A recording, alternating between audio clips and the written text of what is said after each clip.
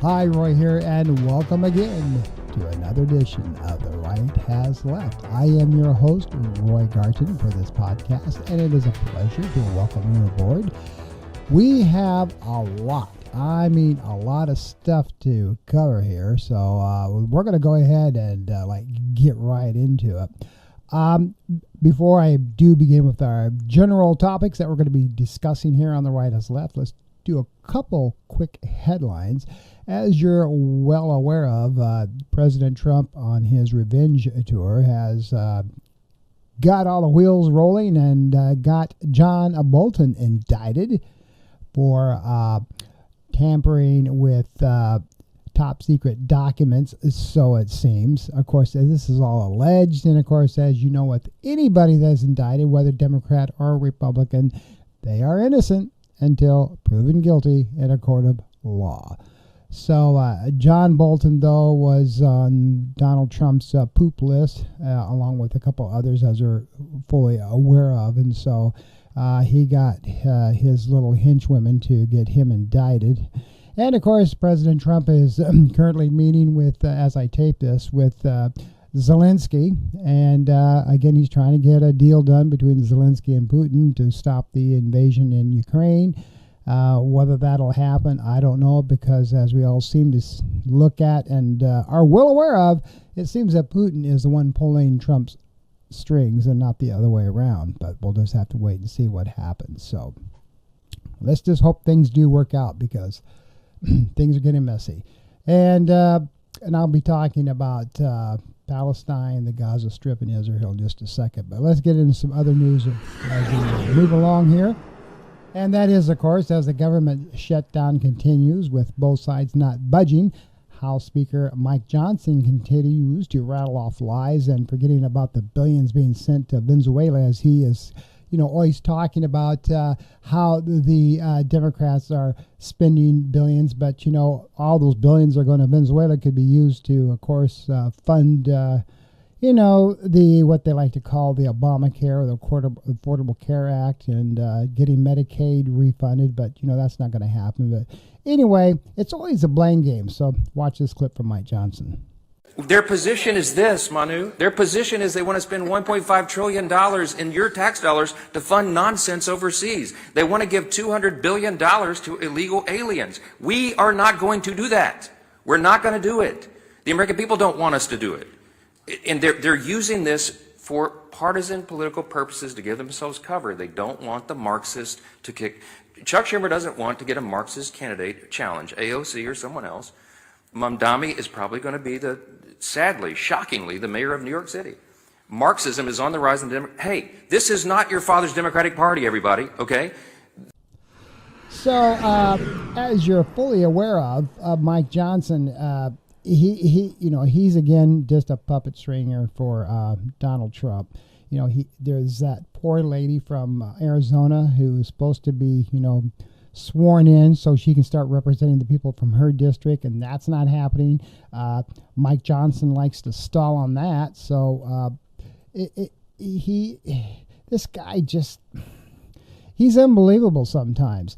And as you know, he's even starting to lose support from his own Republican base. And I'm talking about, Marjorie Taylor Greene, of all people. Yes, Marjorie Taylor Greene, as you know, the representative from Georgia, she is starting to sound more like a Democrat than a Republican. And to me, that's kind of funny. So she spent a lot of part of last week fielding angry texts from House Speaker Mike Johnson on this thing with the budget shutdown between the Democrats and the Republican. She posted on social media that the Senate should abolish the 60-vote filibuster threshold so senators can end the government shutdown with just Republican votes.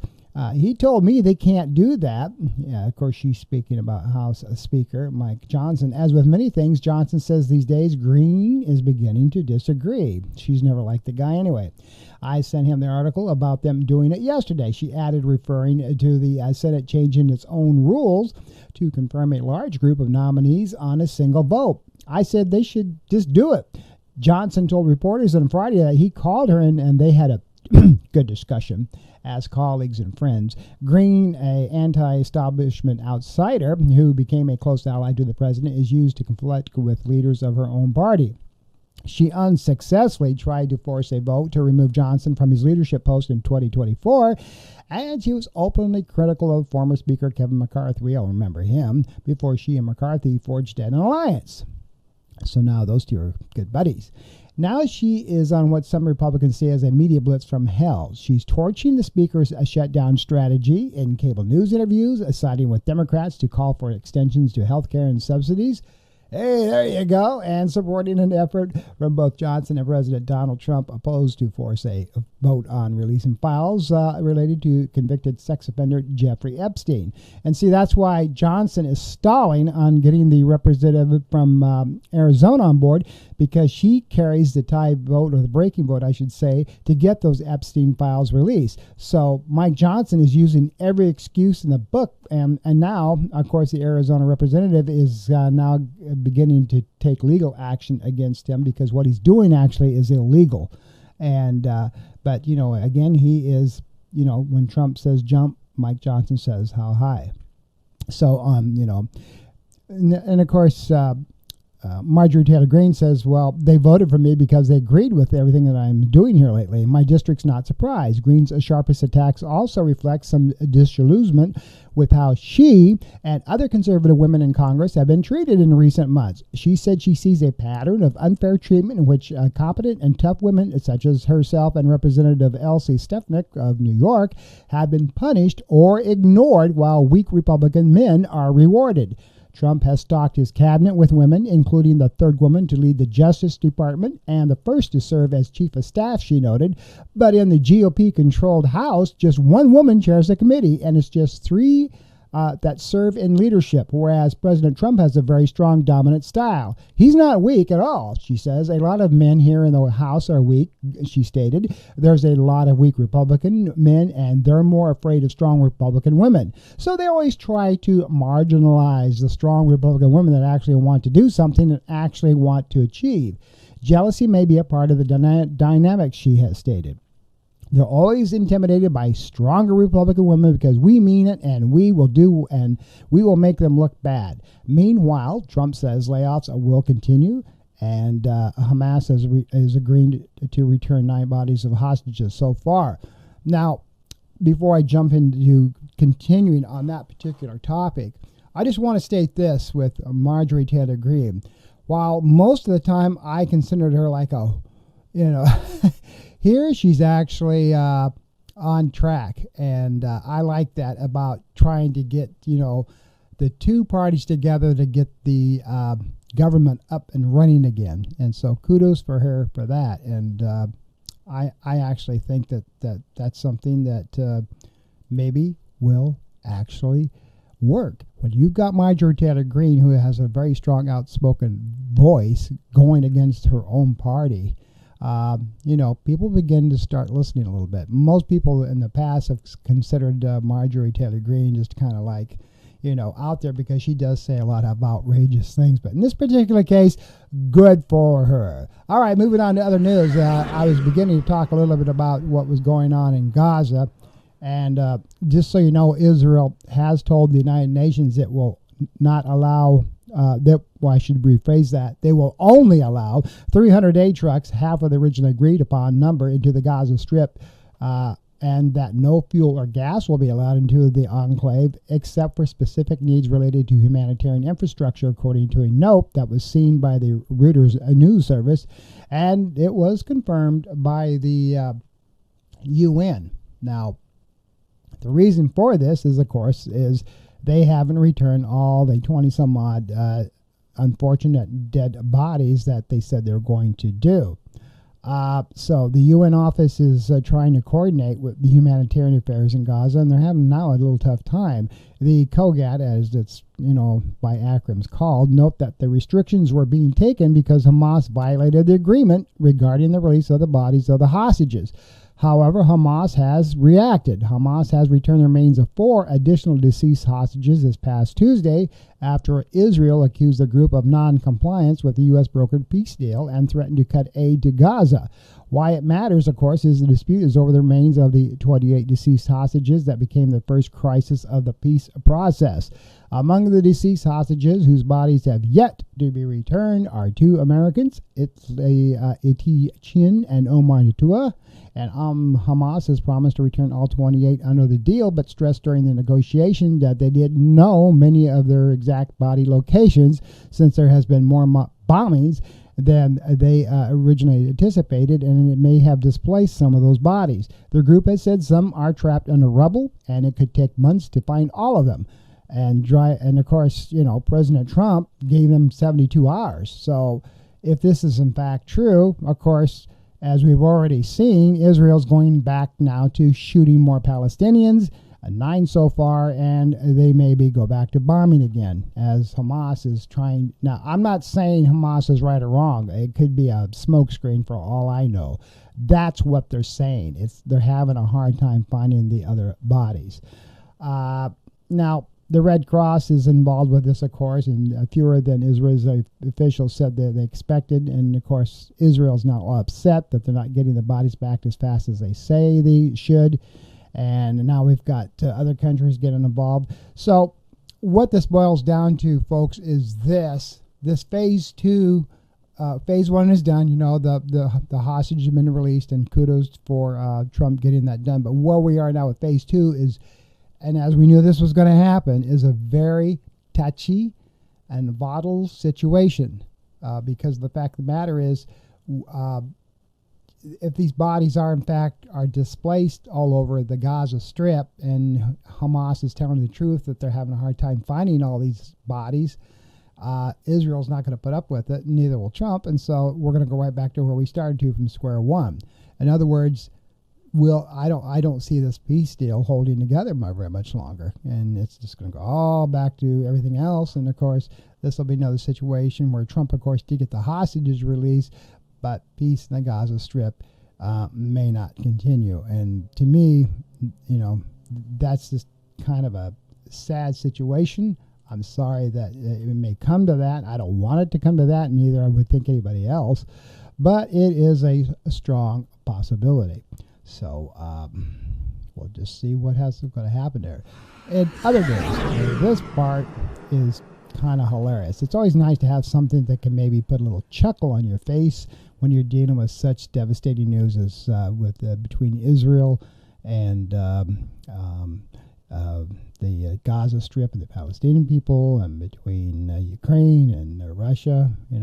But this here, I think is going to make you chuckle a little bit. So here we go. Yeah, you're looking right now at JD Vance behind President Trump there. So Vice President JD Vance found himself at the center of a storm ridicule after reportedly making a glaring historical error. JD Vance making an error? When have we seen that before? So anyway, what happened was during a high-profile interview on a recent episode of Meet the Press, as a matter of fact, Vance confidently asserted that every major conflict in human history has ended with some kind of negotiation.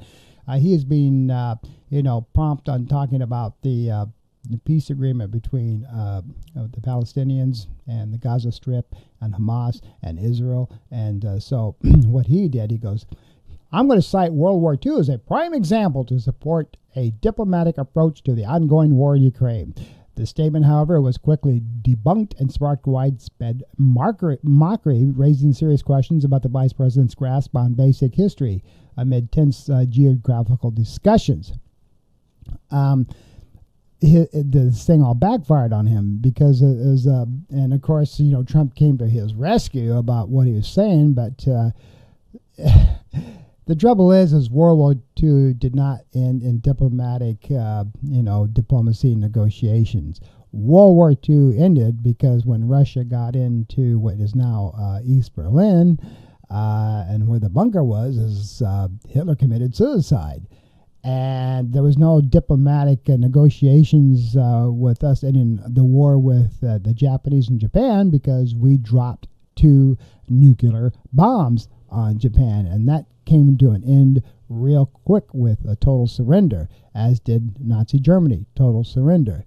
But Vance argued that wars typically conclude with some form of negotiation, and he suggested that a similar approach could bring peace to Ukraine. He said if you go back to World War II, if you go back to World War I, if you go back to every major conflict in human history, they all ended with some kind of negotiation, as reported by the news outlets.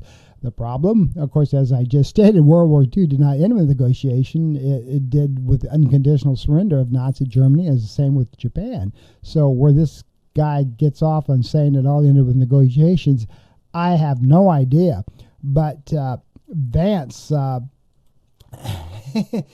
he really, got a lot of flack back in a hurry. And of course, Donald Trump started attacking all the media that was even raising the questions up, fake news and you dirty SOSs and, state-controlled media. That's why we need this. You guys are just, you never should pick, you cannot pick on the president or the vice president, ever, ever, ever. And even if they're wrong, don't pick on them. And it's just, when they're wrong, they get so defensive.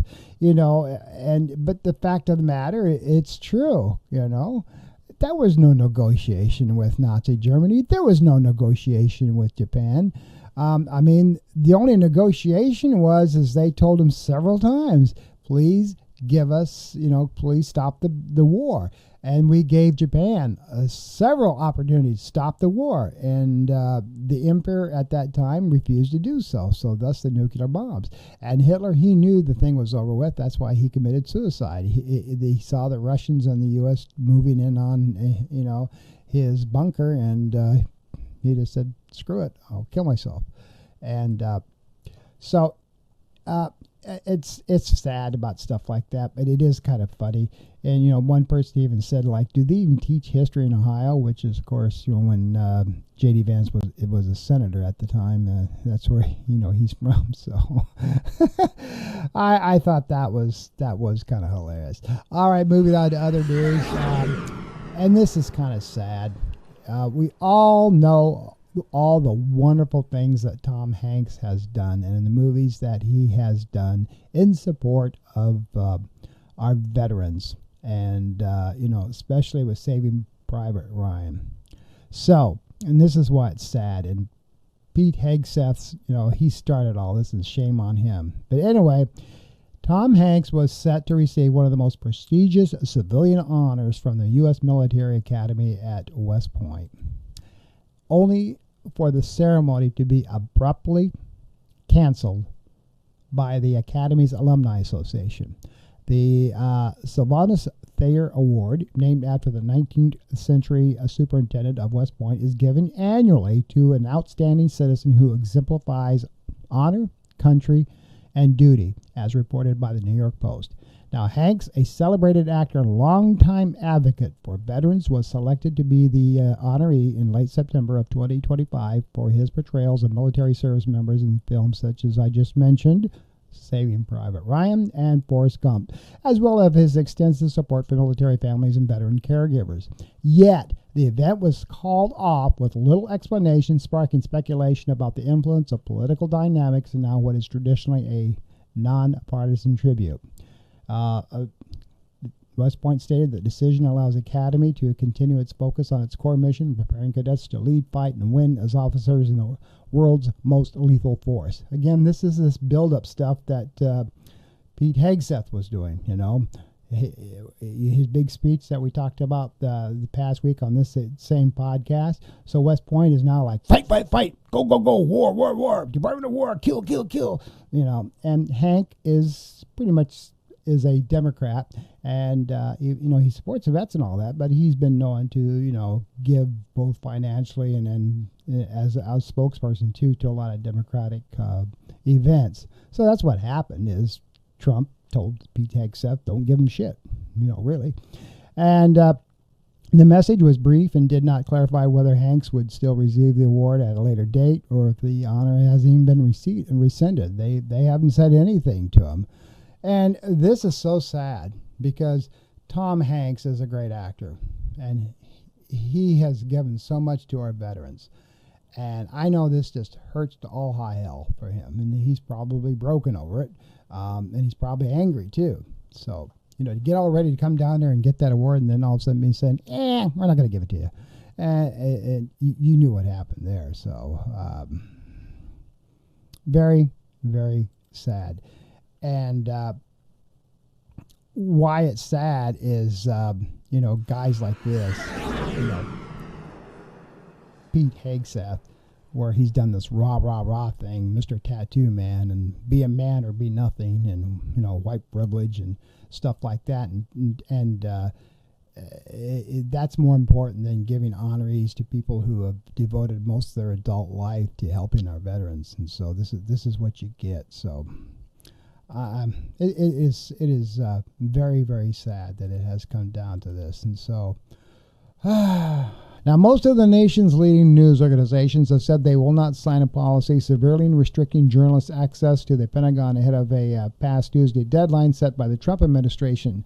Well, since I'm recording this, that has come and gone, and the news media organizations, 99.9% of them, have cleared their offices at the Pentagon as I'm recording this. And as you can see from the video that's running over my dialogue here, there they went. So anyway, outlets included the New York Times, Washington Post, the Associated Press, the Hill, and News Nation. They're not going to sign the policy, which limits access to reporters who are credentialized to work in the massive Arlington, Virginia building.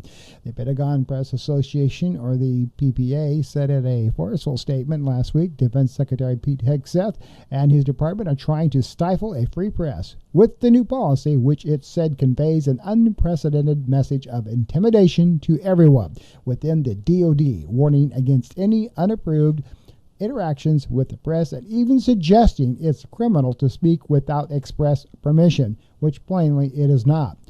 Only one media outlet, pro-Trump conservative network One America News, has said it will sign the Pentagon's new policy, which Matt Getz, you remember that guy? Well, he's one of their anchors, and we all remember him, don't we? Well, conservative cable channel Newsmax has said it will not sign the restrictions, and they called them unnecessary. Fox News, which Hegseth himself once worked at, they're not going to sign it. They cleared out too. And his orders are just overwhelming, they said. Now, Hegseth mocked outlets that have said they will not sign the policy, posting emojis waving goodbye on social media in response to outlets, the New York Times and The Atlantic, which both issued statements blasting the move. Pentagon access is a privilege, not a right, Hegseth said in a post on X on this past Monday. Press is no longer roams free in this building. Press must wear visible badges. Credentialized press is no longer permitted to solicit any kind of criminal acts. That's what he was saying. Done. Pentagon now has same rules as every U.S. military installation. Under Hegseth, the Pentagon has steadily restricted access and accommodations for journalists in the building. Earlier this year, the Pentagon made most of its hallways off limits to journalists without an official government escort, a departure from previous hard-press policies. And so there you go. So Hegseth is, making the Army macho man, and now he's in the Pentagon telling people what they're going to do, how they do it. So all of these press agencies clear it out, but they can still stand in front in the public access right away and report their news from the front of the Pentagon outside. So we'll see how that goes. But again, this is another example of going to state-controlled media. So Hegseth was telling nothing could be printed about the Pentagon without prior approval, and they had to have their stamp of approval on anything that they said. This, folks, is what they do in North Korea and what they do in Russia, in Moscow, and so in Cuba. So is this where you want your media to go? State controlled? So I give kudos to all these news organizations, including Fox News, which I stopped watching a long time ago, even their former boss trying to tell them how things are going to be, and they weren't even going to take it. So there you go. I just don't get it when you do stuff like that to people that have really, really worked hard to, give to our country. So, and other news that I want to talk about here, and this is going to be kind of like my top story thing, and I've got to spend a lot of time with it. But what I want to talk about is this young Republican gaffe that's been going on, and I don't know where to start on this. And I've got the graphics I'm going to be showing this and the people that are involved with it, and then they'll be, when I'm talking about this, you'll be able to see these people involved. And I want to preface by stating that when I was a younger guy here, growing up in Wyoming, I was a member of the Young Republican Party. For those of you who may be new to my podcast, I was a registered Republican for 51 years, and I voted for Donald Trump on the first go-around. He wasn't in office 6 months on his, back. Even when I voted for him on his first term, I was beginning to scratch my head and said, is this the Republican Party that I once was involved with? This is weird. And anyway, by the time, all the stuff started breaking out and he got out of office and started running again, and I could see something was very wrong here, I switched parties. So, if the Republican Party comes back the way that I knew it when I grew up, maybe we'll talk. But until then, So anyway, as part of my top story, leaders of the young Republican groups throughout the country worried what would happen if their Telegram chat ever got leaked. Well, guess what? It got leaked. But, even then, they kept typing anyway. And various people that I'm going to be showing you here, their chats are disgraceful. I mean, how they talk like this, I have no idea. And they referred to black people as monkeys, which is sad. And you're going to be hearing some things, folks. If you want to turn me off or plug your ears, you can, but you're going to see these chats. This stuff, folks, is all true. It was checked and fact-checked and back-checked. And this is what your younger Republicans are now doing. It's white privilege, and they worship, Donald Trump, and this is what you're getting. They also called blacks the watermelon people. Now, when I say young Republicans, I'm not talking about 16, 17, 18-year-olds. I'm talking about grown men in their late 20s and early 30s who should know better. And these chats show the level of sixth grade people who don't understand what they're typing. But these people fully understand what they're typing. So this is what we're going to be talking about here. And it's disgusting. So anyway, the amused about putting on their political opponents in gas chambers. They talked about raping their enemies and driving them into suicide, and they believed in supporting slavery. William Hendricks, the young Kansas Republican vice chair, used the word, I'm just going to say it begins with N and ends in A, and N and begins in G, and I want you to start thinking about war, like what I'm saying there. It's urban language, like if a black person was saying this to another black person. So we're just going to leave it at that. And, I got the graphics up here. Variations of a racial slur. Let's just put it at that. More than a dozen times they used that, folks, in a chat. Bobby Walker, the vice chair of the New York State Young Republicans at the time, referred to rape as epic. Peter Govt, who at the time was chair of the same organization, wrote in a message sent in June that everyone that votes is going to the gas. Let me rephrase that. Anybody that votes no is going to the gas chamber. And he was referring to an upcoming vote on whether he should become chair of the Young Republican National Federation, the GOP's 15,000-member political organization for Republicans between the ages of 18 and 40 years old. I'm going to create some of the greatest psychological torture methods known to man, he said. We only want true believers, he continued. Two members of the chat responded that everyone that votes no, in other words, not putting him in, is going to go to the gas chamber. That's how he phrased it. And everyone that endorsed but then votes for us is going to the gas chamber. They just want to kill everybody. That's the point. So other guys got all excited about that. So when do we start bullying, dude? That sounds great. Let's put the threats out there. So we have a solid 3 people who can probe and have them want to jump. If they vote for us, why should they be gassed? When do we bring that site out? And I'm saying, I'm going to create some of the greatest psychological tortures methods known to man. That's what he said. So, and then another one joked, oh, can we fix the showers in? That would be cool. Gas chambers don't fit the Hitler aesthetic. He says, I'm ready to watch people burn now. We got to pretend like we like them. And hey, come on in. Take a nice shower and relax. See, they think this stuff is funny. These are 28 to 31-year-old men, and they're talking like this. Can you believe this crap? This is your young Republicans, folks. These are what you're getting. And if you like this, something is definitely wrong with you. And this has nothing to do with First Amendment rights, freedom of speech. Maybe a little bit if you want to think that. But to talk like this, folks, is scary. And this is what this is what our country's coming to, up and coming young men that talk like this. What do the parents think? Are the parents like that? I mean, I don't know. So anyway, Elsie Stefanik and State Senator and Minority Leader Rob Ort have denounced, of course, this chat, and festering resentments among young Republicans have now turned into public recriminations, including allegations of character assassination and extortion.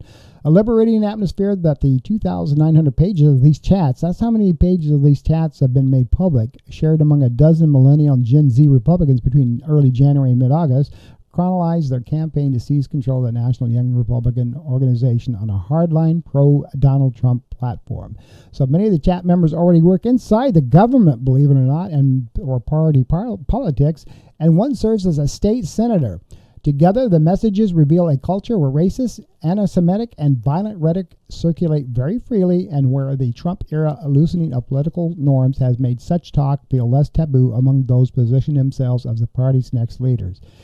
That's a very important statement, because what I just read there shows you that the Republican Party thinks this crap is just okay. Pete Hegseth, you heard him rattle on about, what he thinks of women in service and stuff like that. You've heard Donald Trump many, many times degrade women. And you can tell, by the way, that they're rounding up all of what they call illegal aliens and all these, drug-induced and hardliners and people bringing in drugs to the area. And even though they're arresting children and women, these are all hardened criminals that need to be deported. Well, but see, that's where they're going. It's white privilege, white supremacy. Remember those two words, white privilege and white supremacy.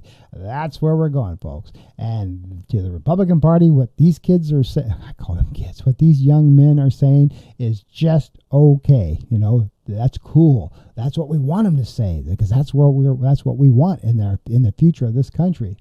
So the more political atmosphere is open and liberating, like it has been with the emergence of Trump and a more right-wing GOP even before him. It opens up young people and older people to be telling racist jokes and making racist commentaries in private and in public, said Joe Fagan, a Texas A&M sociology professor. Now, the group chat members spoke freely about the pressure to cow to Trump and to avoid being called a rhino, the love of Nazis within their party right wing, and the president's alleged work to suppress documents related to wealthy financier Jeffrey Epstein, child sex crimes. Trump's too busy burning the Epstein files, Alex Dwyer, the chair of the Kansas Young Republicans, wrote in one instance.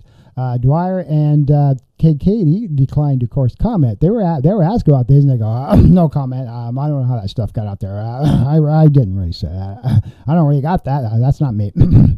Anyway, so, a lot of people in the media is now asking them about all this stuff, and of course, they're running to the hills. Gwynner did say he claimed the release of the chat as part of a highly coordinated year-long character assassination to be led by Gavin Wax and the New York City Young Republican Club, an allusion to a once obscured intersigned war that has now spilled into the open.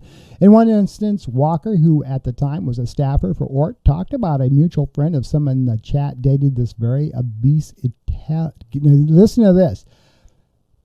So he said that this person dated a very obese Indian woman for a period of time, and Gwynter responded that the woman was not Indian, she just didn't bathe often. Samuel Douglas, a state senator from northern Vermont and the head of the state's Young Republicans, replied to Gwynter. In a separate conversation, Gwynter shared that his flight to Charleston, that's what he's talking about, South Carolina, and it landed safely. So he's talking about his flight. It landed safely, and this state senator then offered some advice to his fellow young Republicans. If your pilot is a she and she looks 10 shades darker than someone from Sicily, just ended there. Scream the no, no, no word, Gwenda wrote. Douglas did not respond again to requests for comment on what he just said there. Ort called for members in the chat to resign. I was shocked and disgusted to learn about the racist, anti-Semitic, and misogynic comments attributed to members of the New York State Young Republicans. Ort said, this behavior is indefensible and has no place in our party or anywhere in public life. A White House official said that it has no affiliation with Restore Young Republicans and that the hundreds of groups asked the White House for its endorsement, so we can't keep track with that. JD Vance was asked about the chats in an interview where he called chats just kids. And what about Jay Jones, the AG Democrat, who has apologized for his remarks, but Vance thinks his remarks were much worse, so he said. Watch this quick tape. Than what a bunch of young people, a bunch of kids say in a group chat, however offensive it might be. That's just the reality. And if you allow yourself to be distracted by this person's incredible endorsement, disgusting endorsement of political assassination by focusing on what kids are saying in a group chat, grow up. I'm sorry. Focus on the real issues. Don't focus on what kids say in group chats. But of course, Vance would say that even those he called them kids in his chats are all grown adults, as I just said. They're not kids, J.D. Vance. They're not kids. They're 28 to 30 years old and older. Maybe their mindset is that of a sixth grader, which is a kid, and this is my opinion. But however, Gwenda was the most prominent voice in the chat, spreading all the racist messages, as you can see from the graphics that I have above there. And they were, of course, liked by other members, even though they may not have said anything to print. They also said, I love Hitler, and, they had smiley faces when they said that. So this thing just kind of goes on and on and on, and it's very, very disgusting, folks. I mean, when I was a young Republican, I thought, our job was to create, talk about less government to young people, the privilege to serve in any political party and to do your service to your country. That's what the Young Republican's all about, not about this crap that I just saw. These people are sick. And if they, either they come from very wealthy families and they're white privileged and they don't care about anybody else but themselves, or they like to bully people because they think that's funny and cool. I don't know. I don't know what their mindset is here. I really, really don't. And it's scary and it's shameful. And I hope somebody does something with these guys, because you can't have this kind of stuff. This divides our country more and more with crap like this. They may think it's funny. They may think it's cool to be tough. They may think it's cool to bully people. They may think it's cool to cut other people down. And, maybe they thought that chat was safe, just like when Pete Hegseth was using, his little chat thing, and he got caught with putting classified information out there, even though he said it wasn't. So, same with these guys. It's just, they think the power of typing and stuff is funny until you get caught. It's all funny and good until you get caught. Then it's not so funny and good, is it? Yeah. So that's basically, what you get there. All right. So wrapping up this portion of the Right Has Left with my Florida news. And this is crazy stuff too. So thousands of state-owned vehicles that Florida auditors reported missing months ago have now been accounted for, and a state agency chief told lawmakers this past Tuesday. You won't believe this story either. A state audit presented to a legislative oversight committee in March noted that the state's new vehicle tracking system couldn't account for about 2,300 vehicles valued at $57 million. And they were listed in the state's overall database. The vehicles were not lost or stolen, but auditors could not find them listed in the new system.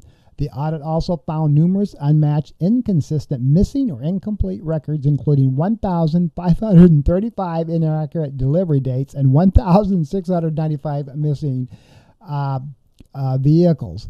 The findings upset lawmakers who noted that the state's Department of Management Services, which oversees a fleet of state-owned vehicles, had gone through 3 different IT systems to try to track the cars and trucks, but they were still failing.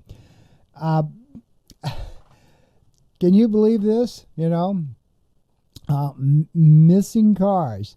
And I mean, they, like I said, they found them all, but this is uncalled for. You know, if somebody was smart, they could have maybe taken some state cars and they wouldn't know about where they were for months and just went on a fun driving spree or something. But this is Florida, folks. You know, another part of Ron DeSantis' great mega government where, you know, if you can hide it, that's fun, you know. And lastly, and this part here, folks, made national news. Florida teachers would have to take an oath to the nation and the state under a proposed file that was done Monday by Representatives Tom Fabricio. He is a representative from Miami Lakes. The measure, which is now House Bill 147, would be required for public school teachers, similar to oaths taken by lawyers, doctors, and public officials, according to a news release from him. This bill is filed for consideration during the legislative session that will start January 13th of 2026. The bill will require teachers to take an oath that says, now I'm reading this verbatim, and this is quoted right out of what his bill says. Now, this is a school teacher that, if this passes, this is what a school teacher in Florida would have to say. So listen very carefully. I do solemnly swear or affirm that I will support, protect, and defend the Constitution and government of the United States and the Constitution and government of the state of Florida, that I am duly qualified for employment as a classroom teacher in this state, that I will and will faithfully perform the duties of a classroom teacher in a professional, independent, objective, and nonpartisan manner. Keep that word in mind there, nonpartisan.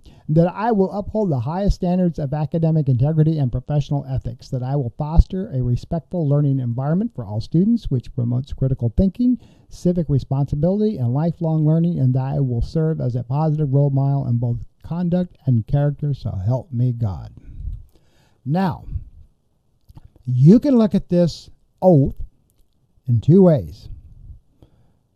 When some of the key words in this thing are like unbiased. So is he saying that a teacher can go back to talking about what used to be taught in the classroom, like Black history, Martin Luther King?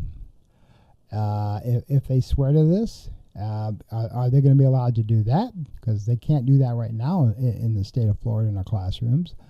Can they talk about, other points of view?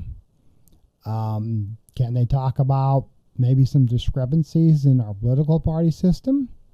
Can they pull out books and read some things and talk about things in books that maybe have been pulled because moms of liberty think they're dirty or nasty? And can they go back to discussing that if it's nonpartisan? So yeah, as you can see, you can look at that several different ways. But the bottom line is why would any teacher be subjected to that? I mean, teachers are exactly that. They want to give kids critical thinking skills. They want them to have an open mind.